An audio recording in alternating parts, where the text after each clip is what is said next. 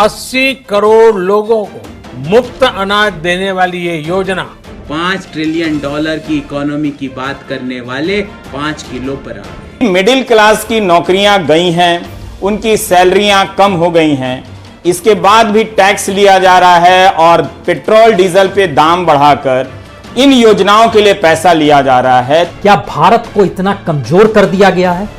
यहां के बहुसंख्य तबके को 2 जून की रोटी के लिए मोहताज कर दिया गया है और यह देश को अपने कब्जे में रखने के लिए कितना सस्ता सौदा है ये। भारत में लॉकडाउन की वजह से एक झटके में लाखों लोगों की नौकरियां चली गई।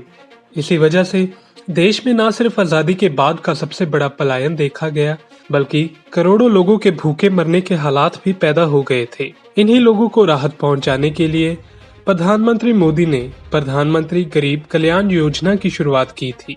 इस योजना के तहत देश में 80 करोड़ लोगों को हर महीने 5 किलो गेहूं या 5 किलो चावल के साथ 1 किलो चना देने का ऐलान किया गया था। 30 जून को देश को संबोधित करते हुए प्रधानमंत्री मोदी ने इस गरीब कल्याण योजना का नवंबर तक विस्तार करने का ऐलान किया है। काटी बिहू है, नवरात्रि है, दुर्गा पूजा है, दशहरा है, दीपावली है, छठी मैया की पूजा है। त्योहारों का ये समय जरूरतें भी बढ़ाता है, खर्च भी बढ़ाता है। इन सभी बातों को ध्यान में रखते हुए ये फैसला लिया गया है कि प्रधानमंत्री गरीब कल्याण अन्न योजना का विस्तार अब दिवाली और छठ पूजा तक, यानी नवंबर महीने के आखिर तक कर दिया जाएगा। यानी 80 करोड़ लोगों को मुफ्त अनाज देने वाली ये योजना अब जुलाई, अगस्त, सितंबर, अक्टूबर, नवंबर में भी लागू रहेगी।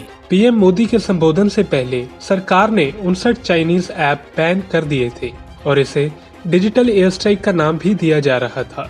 और ये भारत की तरफ से पहली डिजिटल एयर स्ट्राइक है चीन के ऊपर। लेकिन यहाँ ये आस लगाई जा रही थी कि प्रधानमंत्री मोदी इस बार चाइना को भी करारा जवाब देंगे, जैसे वे पाकिस्तान को देते आए हैं। खैर, ऐसा तो नहीं हुआ। कांग्रेसी नेता गौरव वल्लभ ने इस ऐलान पर सरकार की कड़ी आलोचना की। क्या से क्या हो गया बीते 6 सालों में?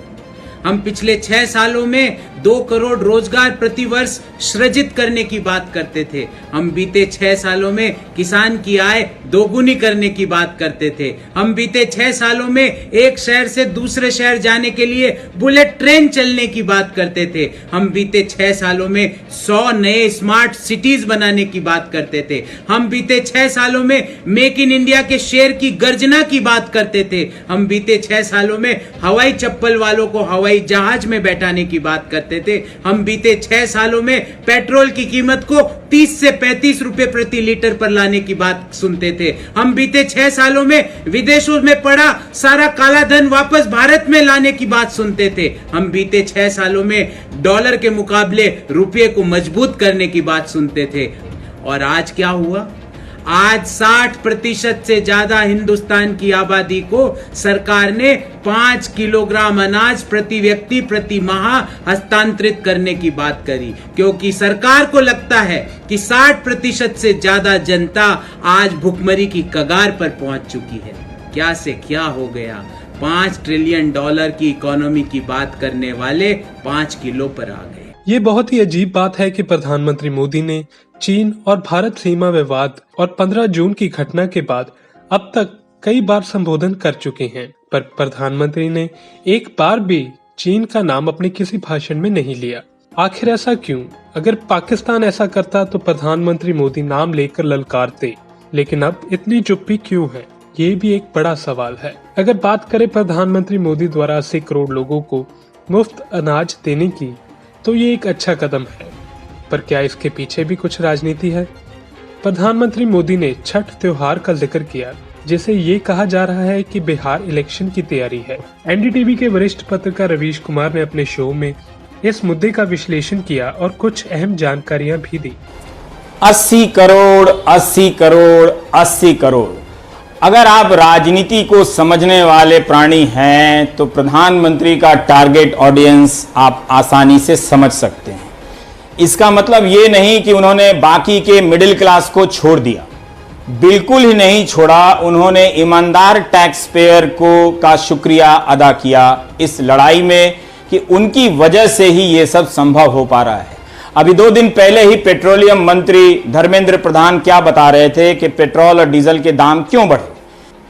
ये टैक्स बढ़ाए गए हैं, पेट्रोल और डीजल के दाम बढ़ाए गए हैं क्योंकि इन गरीबों को मदद देनी थी। मिडिल क्लास की नौकरियां गई हैं, उनकी सैलरियां कम हो गई हैं, इसके बाद भी टैक्स लिया जा रहा है और पेट्रोल डीजल पे दाम बढ़ाकर इन योजनाओं के लिए पैसा लिया जा रहा है। ट्विटर पर आम लोगों ने भी गरीब कल्याण योजना को लेकर होने वाली परेशानियों पर ट्वीट किया।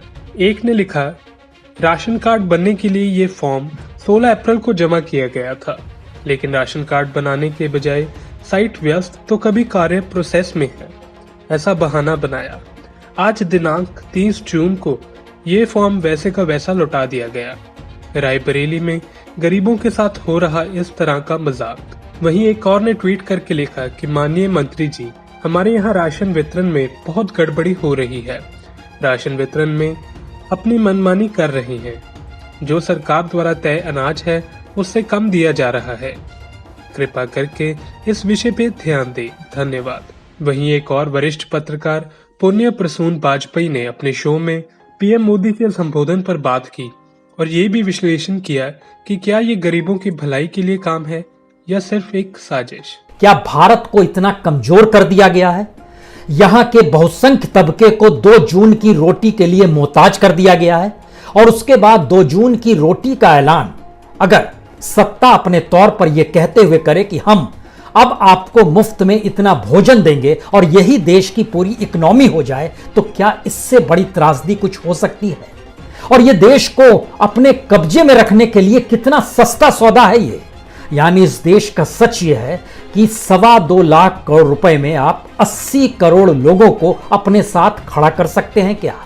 या उनके दिमाग को कुंद करके रोजगार सारा छीनकर और एक ऐसा व्यवस्था पूरे देश में बना दी जाए जिसके बाद लगे कि वाकई 5 किलो अनाज मिल रहा है, यही बहुत बड़ी बात है। इस देश का सच इसलिए यह अनूठा हो चला है क्योंकि मौजूदा वक्त का एक सच भारत का बार बार उस राजनीति को छूता है जिस राजनीति में लगता है कि आप चुनाव कैसे जीतेंगे। तो क्या यह माना जाए कि अब दिमाग में यह थ्योरी है कि इस देश के भीतर की अर्थव्यवस्था, इस देश के भीतर की इकोनॉमी, इस देश के भीतर का व्यापार, इस देश के भीतर का एजुकेशन, इस देश के भीतर का इंफ्रास्ट्रक्चर, हेल्थ को लेकर, स्वास्थ्य को लेकर, बेसिक नीड्स को लेकर सब अगर हम खत्म कर देते हैं तो उसके बाद लोग भोजन के लिए ही तो हमारे सामने हाथ फैलाएंगे और उन 80 करोड़ लोगों को हम 2.25 लाख करोड़ रुपए में 1 साल के लिए फ्री ऑफ कॉस्ट भोजन दे सकते हैं।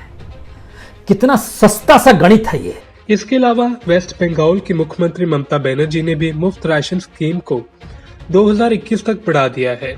इसको लेकर आज तक की पत्रकार चित्रा त्रिपाठी ने भी एक ट्वीट किया, पर इन दोनों ट्वीट में एक फर्क देखने को मिला। जब पीएम मोदी के मुफ्त राशन ऐलान पर उन्होंने पहले ट्वीट किया तो उन्होंने लिखा कि पीएम नरेंद्र मोदी के संबोधन की 2 सबसे बड़ी बातें, एक राष्ट्र एक राशन कार्ड की घोषणा और नवंबर तक गरीबों के लिए मुफ्त अनाज। ये दोनों फैसले यकीनन बहुत अच्छे हैं। और जो इन्होंने ममता बनर्जी के लिए ट्वीट किया वो ये था, वेस्ट बंगाल की मुख्यमंत्री ममता जी ने जून 2021 तक के लिए गरीबों को दी जाने वाली फ्री राशन योजना का ऐलान किया है।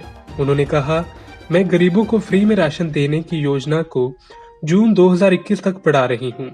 आपको बता दें 2021 में ही बंगाल में विधानसभा के चुनाव होने हैं। यकीनन इस दाम से चुनाव जीतने की कोशिश है। अगर मोदी जी ऐलान करे कुछ तो वह अच्छा फैसला, और वहीं अगर ममता जी ऐसा कुछ ऐलान करे तो वह चुनाव की तैयारी। पर बाद में चित्रा ने प्रधानमंत्री को लेकर एक और ट्वीट भी किया। उन्होंने लिखा, एक तीर से 2 निशाने, गरीब कल्याण भी और चुनाव भी। खैर, इस योजना से कई लोगों को लाभ होगा और कई लोगों को अभी परेशानियों का सामना भी करना पड़ रहा है। हम यही उम्मीद करेंगे कि सरकार जमीनी स्तर पर इस योजना पर काम करेगी और जिन लोगों को इनकी जरूरत है उन तक ये राशन जरूर पहुंचाएगी। Bureau report, Punjab today TV. If you like like our channel, please subscribe, and to get notifications about news, please click the bell icon.